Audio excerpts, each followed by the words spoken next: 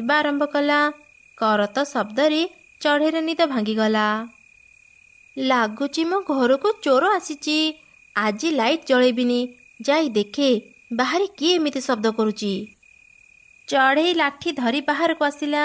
କାଉକୁ ତା ଘର ବାହାରେ ଦେଖି ତ ସେ ଖୁବ୍ ରାଗିଗଲା। ଆରେ କଳା କାଉ, ତୁ ବୋଧେ ଆମକୁ ଆଉ ଶାନ୍ତିରେ ରହିବାକୁ ଦେବୁନି। ଚଢ଼େଇ ହାତରେ ଲାଠି ଦେଖି କାଉ ଭୟରେ ଥରିଲା। ଚଢ଼େଇ ଭଉଣୀ, ମୋର କିଛି ଭୁଲ ନାହିଁ। ରୋଷେଇ କରିବା ପାଇଁ ମୋ ଘରେ କାଠ ନାହିଁ ତ, ସେଥିପାଇଁ ମୁଁ କାଠ କାଟୁଥିଲି।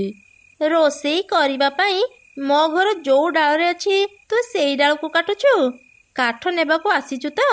ରହ, ମୁଁ ଏବେ ତତେ କାଠ ଦେଉଛି।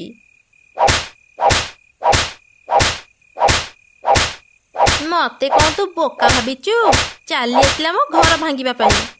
ମୋର ଭୁଲ ହେଇଗଲା, ମତେ ଛାଡ଼ି